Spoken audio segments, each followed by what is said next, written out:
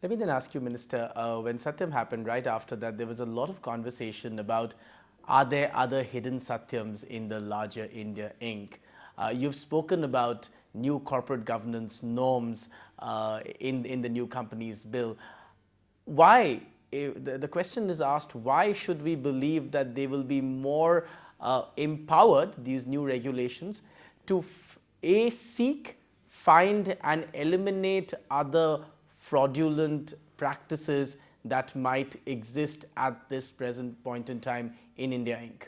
Listen, let me just say in fairness to Satyam the company, not necessarily the individuals who were involved in wrongdoing.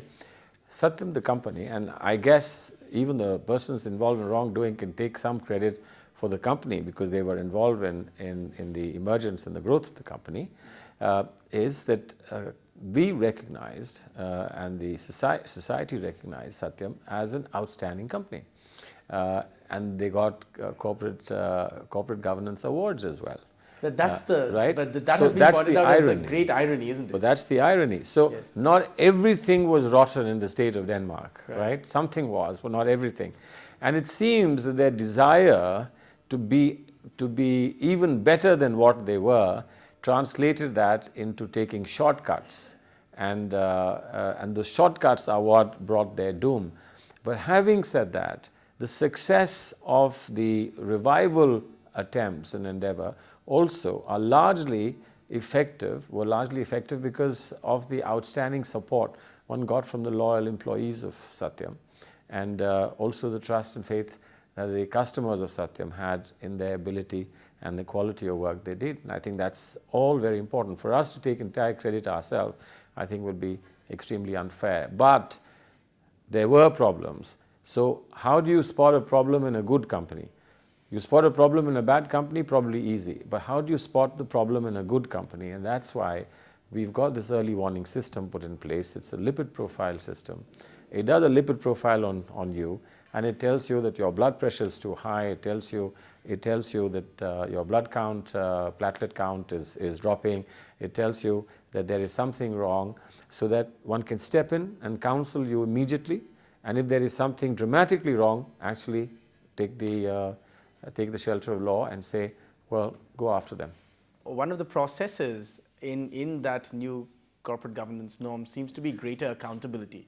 And we began the interview talking about accountability. Accountability even for auditors and independent directors. In fact, greater accountability for auditors and independent directors. In your mind, in the larger scope of India Inc. in the next 10 years, in the new decade, how crucial would be this accountability for auditors? Already there are reports that the new management of Satyam is bringing in not just annual audit, but at rapid fire in some senses, irregular auditing at every level, at regular basis, flash audits to constantly monitor the way things are happening. Is that the way of the future? Well, listen, this is when there's a crisis, you can sometimes overreact. You don't get yourself x-rayed every week to ensure that nothing's gone wrong with your lungs. But you are advised, do it once in 6 months, or do it once a year. And above the age of 45, make sure that you don't miss your annual medical checkup, etc. And I think that's critical. That's what you need to do. You don't need to overreact.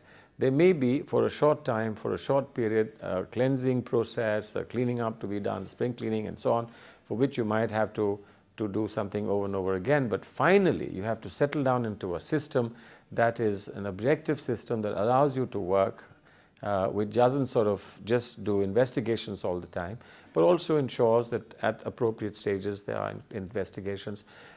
It's the disclosure that is very important. We must have transparent disclosure, and that's how accountability can be fixed. Accountability per se is no good if there's no disclosure. So whether it's disclosure to the board itself, to the independent directors of the board, to the remuneration committee, to whichever other ethics committee, etc., that's important.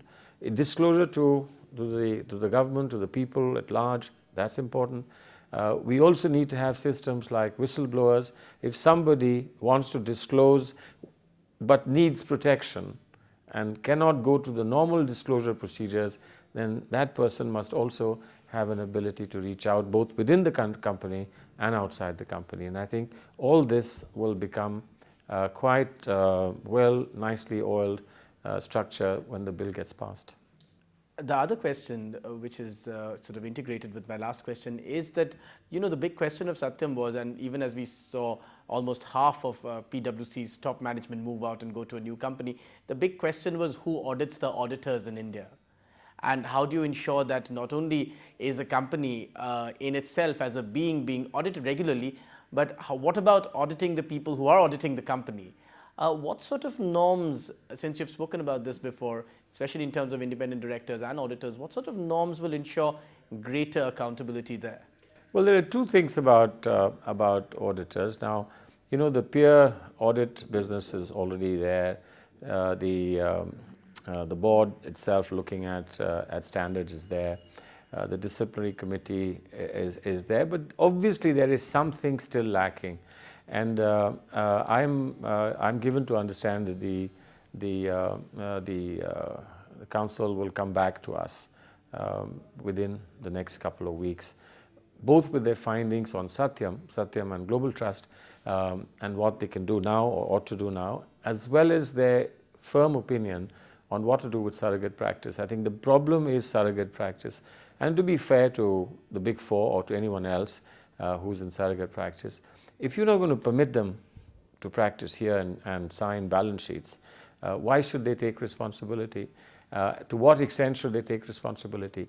I think these are difficult issues, and we shouldn't prejudge any of these issues unless we can pinpoint and establish that there is ground for vicarious liability, perhaps, there is ground for indirect liability, perhaps, or whatever. But I think we need to look at many of these issues, and the council will come back to us on this. And we will discuss it threadbare over the next 2-3 weeks and then find solutions. I think that you should earn both honor as well as money, value. And we should concentrate on how we earn. We should concentrate on earn in a manner that doesn't create frustration in society.